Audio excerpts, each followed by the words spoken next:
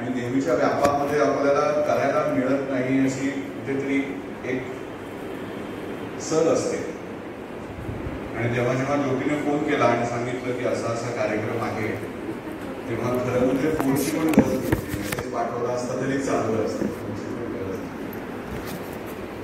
आणि त्याच्यानंतर तिने आमंत्रण पत्रिका पाठवली आणि मी म्हटलं मी माझं भाषण एका वाक्यात संपवू शकतो, कारण तिने नामवंत म्हटलं की तिची श्रद्धा आहे आणि ती तसाच दिसत असेल ही अंधश्रद्धा. त्यामुळे म्हटलं तेवढंच फक्त सांगूया आणि उठूया की त्याला काय मानसशास्त्र आणि काय कुठचा फोटो तिने काढला माहित नाही मला, पण ती श्रद्धा आणि अंधश्रद्धा आहे. जेव्हा मला कळलं की केशव मोरे ट्रस्टमध्ये आहे तेव्हा जरा गमात आला, कारण काय नेहमीच्या विषयांवरती बोलणं सोपं असतं, पण जसे आडवळणाचे विषय असतात की ते मानसशास्त्राशी निकट, कारण मानसशास्त्र सगळीकडेच जाऊ शकतं ना, म्हणजे त्याला कुठला बंधनच नाही, आपण सगळीकडे जाऊ शकतो. त्यामुळे हा विषय जो होता हा विषय माझ्या फार आवडीचा, त्याच्याबद्दल मी वाचन कोविड काळातच करायला सुरुवात केली होती. त्यामुळे कदाचित 40 मिनिटाच्या वरती जाईल ते आधीच सांगून होतो, कारण याच्यामध्ये फक्त मानसशास्त्र नाहीये. कारण धर्म किंवा श्रद्धा ही वैयक्तिक असूच शकत नाही, त्याला कुठे ना कुठेतरी सामाजिक वलय सुद्धा असतं. आणि त्यामुळे मन आणि समाज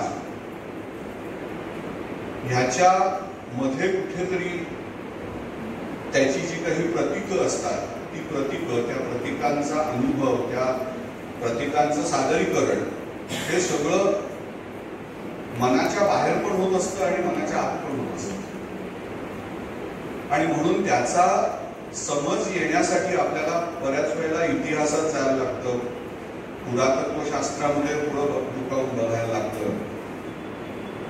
आणि मला आवड जी आहे ती मेंदू मानसशास्त्राची.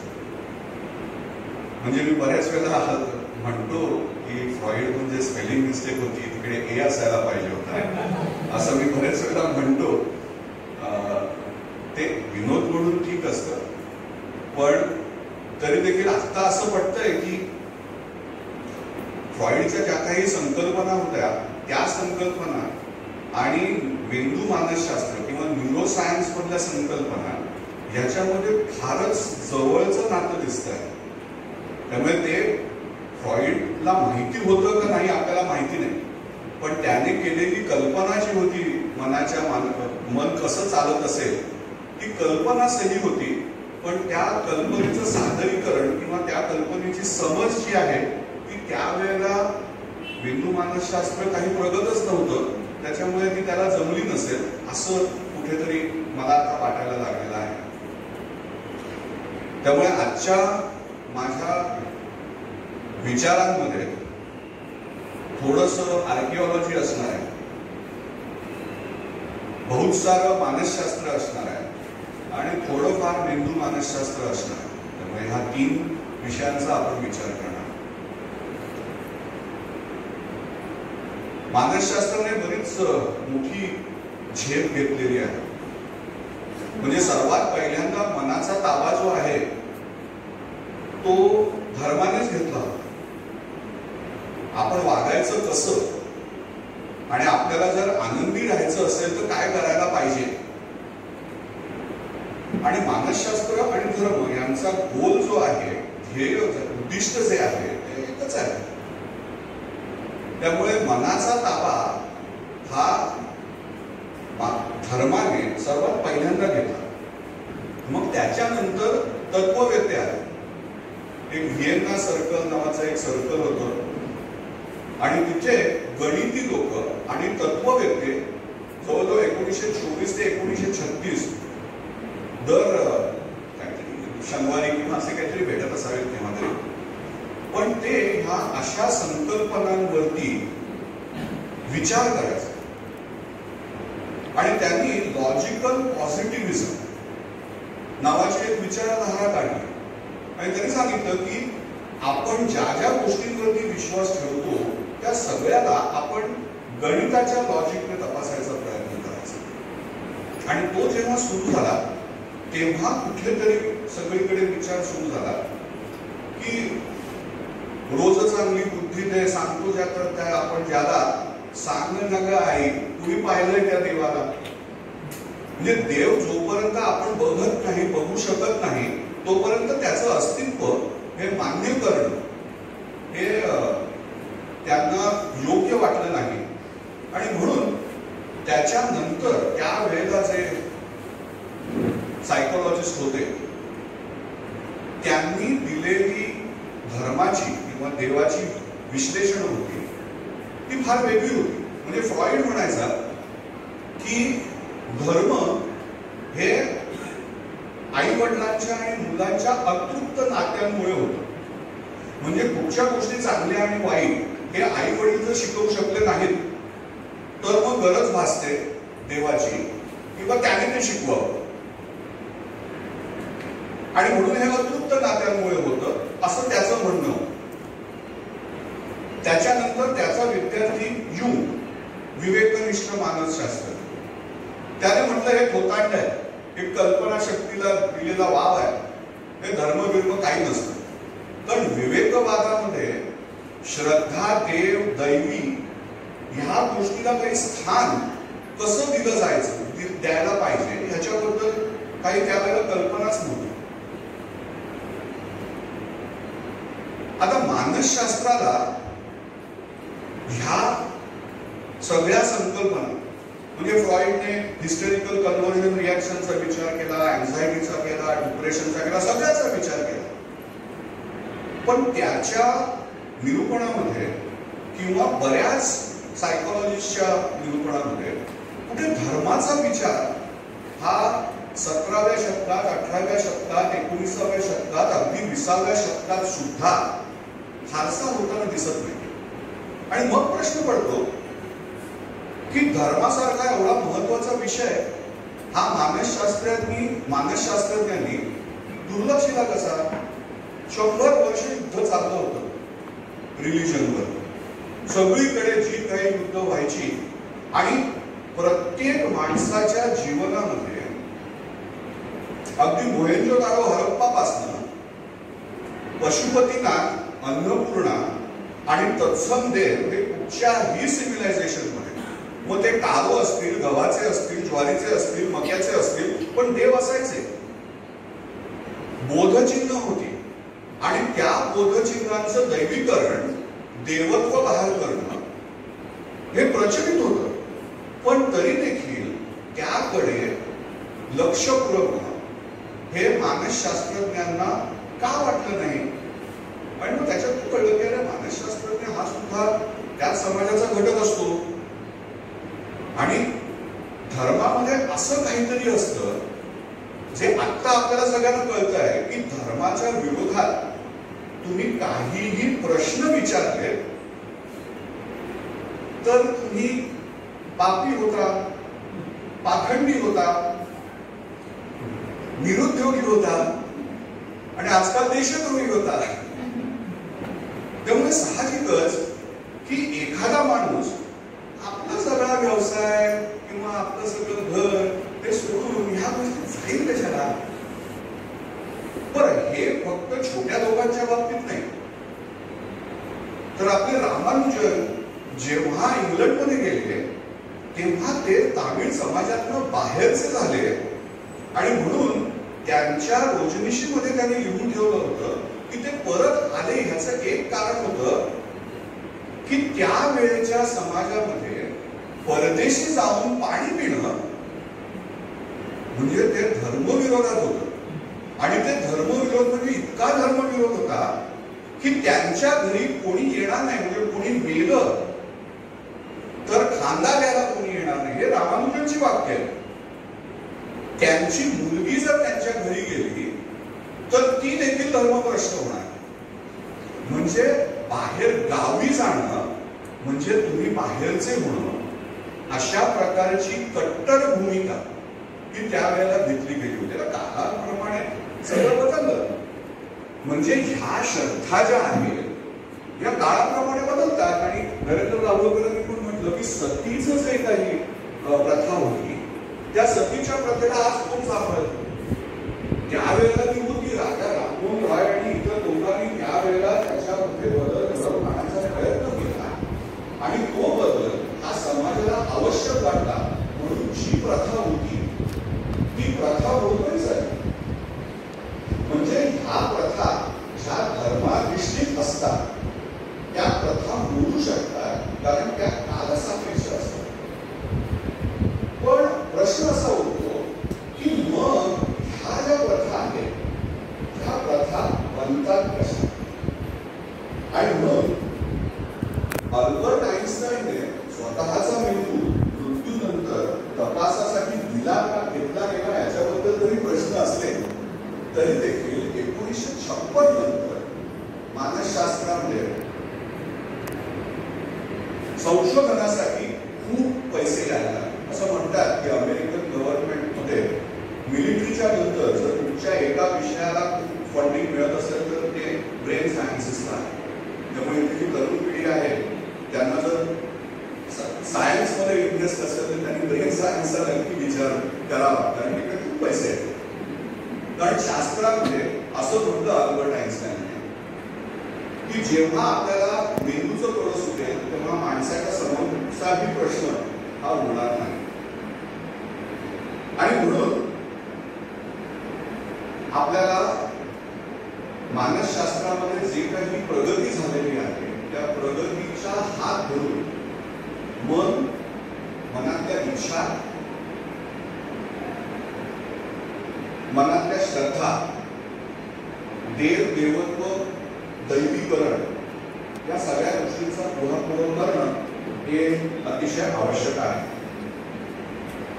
आता धर्म काय करतो? तर धर्म काही नियम सांगतो. मग ते नियम का पाळायचे?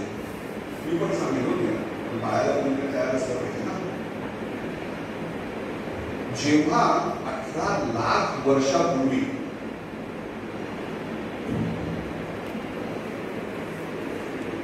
ही कुऱ्हाड जी आहे ती टांझानिया मधल्या म्हणजे हा एक पाटा आहे डावीकडे आणि दुसरीकडे जी आहे ती दगडाची कुऱ्हाड आहे आणि ती 18 लाख वर्षापूर्वी टांझानिया मधल्या ओल्डुवार्ड गाई नावाच्या एका घळीमध्ये सापडली. आता याचं महत्व असं आहे की हे माणसाने तयार केलेलं पहिलं साधन असं समजलं जातं. हे ब्रिटिश हिस्ट्री म्युझियम मध्ये आहे आणि याची दुसरं एक अंग असं आहे की बरोबर 10 लाख वर्षांनी म्हणजे 8 लाख वर्षांचा कालावधी जातो आणि 10 लाख वर्षांनी जगामध्ये बऱ्याच ठिकाणी जुनीकडची कुऱ्हाड जी आहे ती दिसते पण पाटा दिसत नाही. कुऱ्हाड दिसते म्हणजे टांझानियामधनं माणूस हा हळूहळू बाकीच्या दिशांना जायला लागला आणि मग तुम्हाला ती भारतामध्ये सापडते. त्यावेळेचा जो काही होता त्यावेळेला युरोपमध्ये सापडते. कुठेतरी 8 लाख वर्ष लागली ही कुऱ्हाड इकडनं तिकडे जाण्यासाठी. आणि गंमत अशी आहे की त्यावेळेचे कार्बोनेटेड कवट्या ज्या आहेत लोकांच्या त्याच्यामध्ये कवटीच्या आकारामध्ये फरक झालेला दिसतो.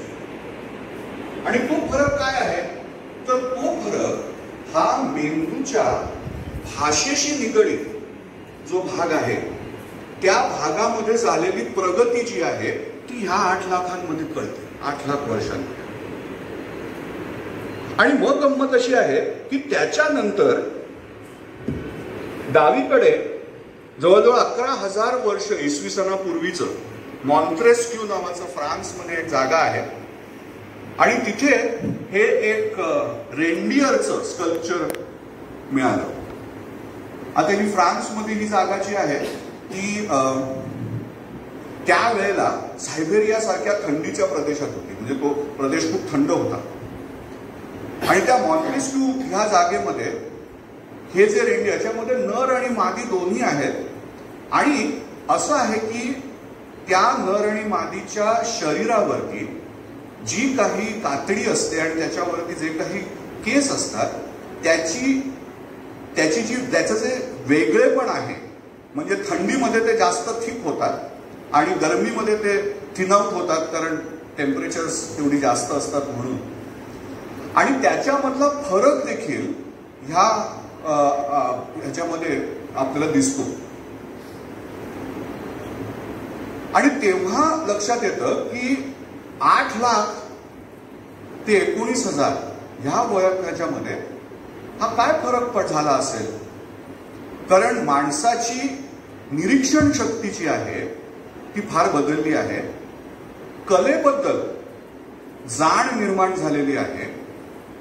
आणि त्याच्याबरोबरच की फक्त सौंदर्य दृष्टीने हे केलं असेल का माणसाने.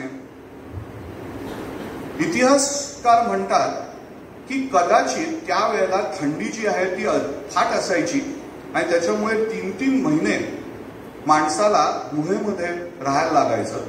आणि तेव्हा सगळे एकत्र राहायला लागले होते. त्याच्यामुळे त्यांना एकमेकांच्या बरोबर राहायची ही सवय करायला लागली. आणि तेव्हा एकमेकांशी वागायचं कसं, सौहार्दपूर्ण वागणं म्हणजे काय, याच्याबद्दलची गरज ही निर्माण झाली होती. उजव्या बाजूला ते चित्र आहे ना, ते अतिशय सुंदर आहे. ते एक प्रेमी युगलांचं मिठी आहे. त्याला ॲन साखरी कपल असं म्हणतात. हे पण परत ब्रिटिश म्युझियम मध्ये आहे. याच्यामध्ये कोण पुरुष आणि कोण स्त्री हे याच्याकडे बघून कळत नाही. पण विविध अंगांनी जर बघितलं तर मानवी पुनरुत्पादनाचे ऑर्गन्स जे आहेत ते दिसतात. म्हणजे लिंग दिसतं, स्तन दिसतात, योनी दिसते.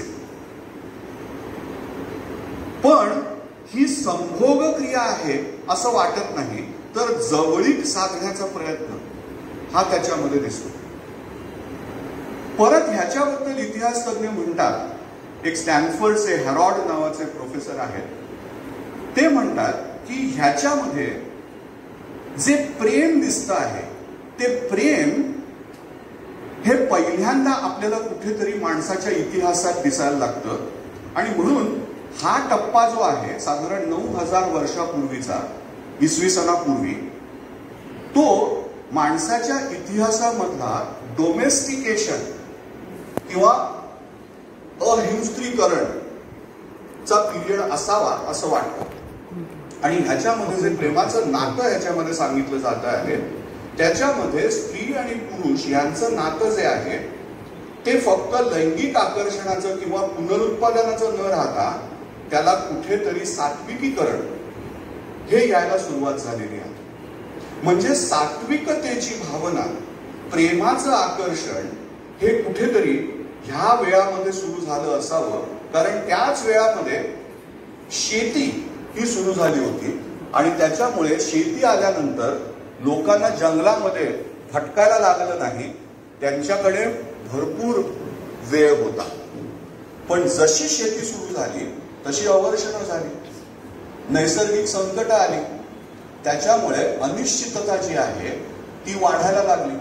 माणसं एकत्र राहिल्यानंतर रोगराई वाढायला लागली. समूहामध्ये हेवे दावे वाढायला लागले. आणि तेव्हा जिसकी लाठी उसकी भैंस हे तेव्हा सुद्धा झालं असणार. पण साहजिकच जेव्हा ज्याची लाठी होती तो वयाप्रमाणे वाढत गेला की दुसरा कोणीतरी लाठी बांधत तिकडे यायचा आणि तो त्याला पडवून काढायचा. त्यामुळे नेतृत्व बदल हे स्वाभाविक व्हायला लागले.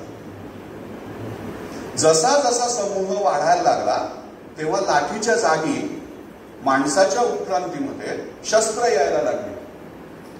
ताम्रकालामध्ये साधारणपणे आत्ताच्या प्रचलित धर्मांची जी काही नियमावली आहे ती नियमावली रूढ होताना दिसते.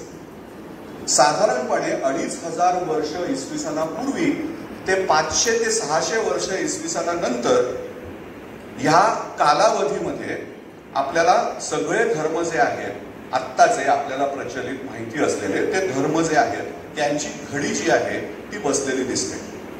म्हणजे त्याच्या आधी धर्म नव्हते असं नाही, त्याच्या आधी श्रद्धा नव्हत्या असं नाही, पण त्या श्रद्धांमध्ये काहीतरी उणिवा होत होत्या आणि माणसाने डोकं वापरून त्या उणिवा कमी करायचा प्रयत्न हा वारंवार करत राहिला. आता ह्याचं कारण काय असेल की जसं मी सांगितलं की वैयक्तिक हेवेदारे, रोगराई, सुरक्षा ही आवश्यक होती. तेव्हा सुद्धा आत्तासारखीच युद्ध झाली की गरिबांची होरपळ जास्त व्हायची आणि त्यामुळे गरीब लोकांना सुद्धा शांतपणे त्यांचा व्यवहार करायचा होता. आणि मग राज्यकर्त्यांना सोयीस्कर व्हावं ह्याच्यासाठी कुठल्या तरी एका समूह नीतीची गरज ही भासायला लागली. की रोगराई आली तर आपल्याला स्वच्छता पाळायला लागते, एकमेकांशी वागायचं असेल तर कसं वागायचं, कॉन्फ्लिक्ट रिझोल्युशन स्किल्स आपल्याला शिकायला पाहिजे, एकमेकांच्या बरोबर सल्लामसलत करून निर्णय घेणं हे आपल्याला जमलं पाहिजे. ह्या सगळ्या गोष्टी ज्या आहेत त्या माणसाला समूह नीतीमध्ये शिकणं आवश्यक व्हायला लागलं. आता हे सगळं शिकवणं प्रत्येकाला फार कठीण जायला लागलं आणि म्हणून समूह नीतीचं भान आणि प्रबोधन कठीण आणि वेळखाऊ वाटायला लागलं. आणि म्हणून स्व उत्कर्षाचं गुपित, जन्म, स्वर्ग, हेवन या सुखासीनतेच्या संकल्पनात निश्चित मोक्ष आणि सॅल्वेशनच्या आमिषात दाखवून तो उत्कर्ष साधण्यासाठी नमाज, पूजा, प्रेयर्स आणि पवित्र वस्तुचिन्हे प्रथांची समर्पक, स्वयंसिद्ध, स्वयंपूर्ण आणि सामूहिक पद्धत ही आवश्यक वाटायला लागली. आता हे जे काही मी मराठीत बोलायचा प्रयत्न केला ते प्रत्येक वेळेला कसं बोलणार हो, त्याच्यापेक्षा धर्म वागायचं कसं आणि ही जी पद्धत जी आहे ती काय करायला लागली की कठीण परिस्थितीमध्ये वागायचं कसं हे सांगायला लागले. आता प्रश्न असा आहे की सायकोलॉजी किंवा मानसशास्त्र माणूस असा का वागतो याच्याबद्दल भरपूर बोलतो, पण अमुक अमुक परिस्थितीमध्ये तू काय निर्णय घ्यावास त्यावेळेला आम्ही सांगतो ते तू मात्र तू बघ बाबा, ते तू बघ. जोपर्यंत तुला आजार नाही तोपर्यंत मानसशास्त्र काही ठोसपणे सांगू शकत नाही. पण ते वैद्यकीय शास्त्रामध्ये तसंच आहे. जेव्हा आजार सुरू होतो तेव्हा कार्डियक सर्जन सांगतो की हे तू करायला पाहिजेस, त्याच्या आधी काय बोंबळणार, तू काय करू शकत नाही. सो सांगायचा मुद्दा असा आहे की शरीरशास्त्राचे नियम आणि मनसशास्त्राचे नियम हे वेगळे नाहीत, पण तरी देखील मानसशास्त्राला दिलेलं स्थान जे आहे ते विवादास्पद किंवा बऱ्याच वेळा हास्यास्पद तसंच राहिलेलं आहे. आता आपण बघितलं की मानसशास्त्राला दुसरी अडचण येते की मानसशास्त्राचा विचार मानसशास्त्रज्ञ करत असतो ना तेव्हा एक कोलमन नावाचा सायकोलॉजिस्ट होता, माहिती आहे का? आणि तो कोलमन जो आहे ना तो क्षिप्तपणा म्हणजे नॉर्मल काय आहे ते आपण पहिलं ठरवूया आणि मग आपण ठरवूया की ॲबनॉर्मल, विक्षिप्त काय आहे. सो क्षिप्तपणाचा अभ्यास करूया, त्याच्यातनं विक्षिप्तपणा कळेल. आता धर्माच्या बाबतीत प्रॉब्लेम जे आहे की माझं जे क्षिप्त आहे ते दुसऱ्याचं विक्षिप्त होतं. मग आता ठरवणार कोण क्षिप्त कुठचं, म्हणजे आली ना अडचण. आता त्याच्यामध्ये मानसोपचार तज्ञ जज नाही, त्याच्यामुळे तो ठरवू शकत नाही की हे क्षिप्त आणि हे विक्षिप्त. त्यामुळे ह्या सगळ्या गडबडीमुळे ना मानसशास्त्रांना अश्रद्ध, पापी, नास्तिक, संशयी, निरुद्योगी असं बनायचं नव्हतं. पण त्यांनी म्हटलं जाऊन दे ना, आपण ह्याचा विचारच करूया, नका बाजूला ठेवून देऊया, पुढे जे येईल ते बघतील. आणि म्हणून मानसशास्त्राचा विचार हा काही फारसा लोकांनी केलेला दिसत नाही. पण मानसशास्त्राने हे देखील म्हटलं की आम्ही प्रयोगशील आहोत. जसा त्यांनी फ्रॉइडला विरोध केला की तू जे म्हणतोयस त्याला काहीही एक्सपेरिमेंटल प्रूफ नाही, प्रायोगिक काही करता येत नाही, आम्ही तुझ्यावरती पण विश्वास ठेवणार नाही, कार्ल युंगवरती पण ठेवणार नाही आणि आम्ही धर्मावरती पण ठेवणार नाही. पण जेव्हा आम्ही धर्मावरती ठेवत नाही असा विचार केला तर लगेच आम्ही देशद्रोही होतो. पण जेव्हा आम्ही म्हणतो की आम्ही आमच्या फ्रॉइडवरती ठेवत नाही, बघा आम्ही म्हणतच होतो की मानसशास्त्र हे थोताळच आहे. त्यामुळे कुठूनही झालं तरी आम्ही डबल ढोलक्यासारखे बडवले जातो. आता मगाशी मी तुम्हाला सांगितलं की धर्मामध्ये प्रयत्न एकच असतो, ध्येय एकच असतं सगळ्या धर्मांचं. पण आश्चर्यकारक गोष्ट अशी की पाप पुण्य स्वर्ग नरक ह्याची जी काही ओळख आहे किंवा तिथपर्यंत पोचायची पद्धत आहे त्याच्यातली प्रतीकं जी आहेत ती सारखीच आहे. आणि मग प्रश्न पडतो की हे नक्की कसं होत असेल. आणि मग आपल्याला कळतं की पुरातत्व शास्त्रामध्ये हे डावीकडे जे आहे ना ते साधारण 3500 वर्षापूर्वी सापडलेलं गायींचं एक हे आहे. आणि ते ना हे थडग्याबरोबर असायचं बरं. वाळवंटामध्ये माणूस मेला की त्याच्याबरोबर अन्न धान्य, कारण तिकडे सगळं काय मिळायचं नाही ना, मग ते मेल्यानंतरच्या प्रवासासाठी काहीतरी पाहिजे म्हणून मग ते सगळं ठेवायचे, एक पद्धत तशी. पण हे गायीचं महत्व जे आहे हे प्रत्येक थडग्यामध्ये, आणि जसा त्या माणसाचा हुद्दा किंवा स्टेटस जास्त असेल तसं हे जास्त चांगलं किंवा वाईट होऊ शकतं. आणि आता समजलं जातं की बॅट म्हणजे गाय, इजिप्तच्या तिकडे बॅट असं म्हटलं जातं. आणि ही बॅट जी आहे ना त्या बॅटला त्यांच्या कल्चरमध्ये खूप महत्व आहे. आणि एखादा पराक्रमी जर राजा असेल तर त्याला उपाधी काय असायची? Boule of his mother, bat of his mother. So कुठेतरी त्याच्या शौर्याला एक प्राधान्य, वेगळ्या प्रकारचं विशेषण देऊन त्याला ती उपाधी दिली जायची. आता उजवीकडे जे हे आहे ते आपल्याला एक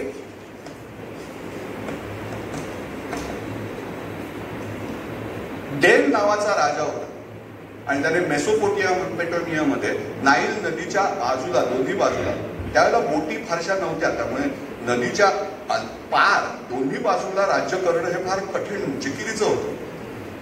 पण त्याने तो संपूर्ण प्रदेश काबीज केला. आणि कदाचित असं म्हटलं जाईल की नाईल नदी खूप मोठी आहे, त्यामुळे एवढा मोठा राज्यभार हा जगामध्ये पहिल्यांदा डेन राजाने केला. आणि ही जी काही एक मुद्रा दिसते आहे ती जगामधली पहिली राजमुद्रा समजली जाते. आणि ही राजमुद्रा जी आहे ना साधारणपणे इसवी सन पूर्व 2900 वर्षापूर्वीची आहे. आणि ह्याच्यामध्ये तो राजा जो आहे तो त्याच्या शत्रूला मारताना दाखवलेला आहे.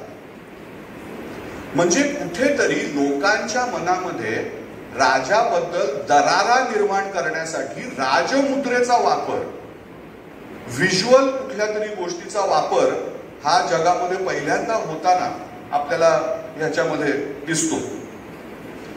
आणि हा इजिप्शियन राजा जो होता त्याने राष्ट्रवादाला खूप खतपाणी दिलं, भयंकर. काही म्हटलं की तो एकदम इजिप्त करायचा. आणि त्याच्यामुळे, आणि दरवेळेला तो लढाईत हरला ना तरी देखील सगळ्यांना सांगायचं जिंकलो जिंकलो जिंकलो. आणि तिसरी गोष्ट होती की सगळीकडे त्याने आपले राजमुद्रा ज्या आहेत ह्या सतत त्याने ठेवत आहे. लोकांच्या मनावरती त्याचं अस्तित्व हे त्याला भयंकर आवश्यक वाटायचं. आणि त्याच्यानंतर या राजमुद्रा ज्या आहेत ह्या बऱ्याच राजांनी वापरल्या.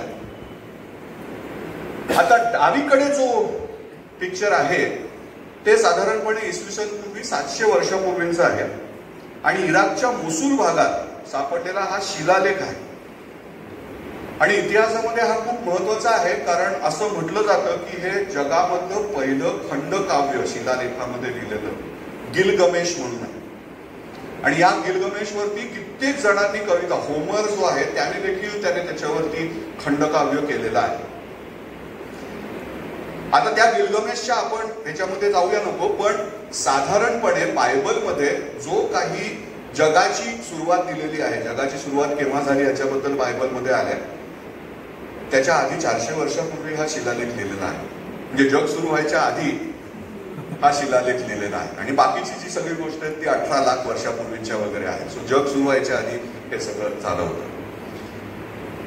गंमत अशी आहे की आपण कितीही म्हटलं तरी बायबलचा आधार घेऊन जगाची सुरुवात कधी झाली हे शोध घेण्याचा प्रयत्न एका आर्च बिशपने केला आणि 23-24 ऑक्टोबर इसवी सनापूर्वी 456 वर्ष जगाची सुरुवात झाली हे एका आर्च बिशपने सांगितलं आणि सांगितलं की बाबा हे खोटं आहे.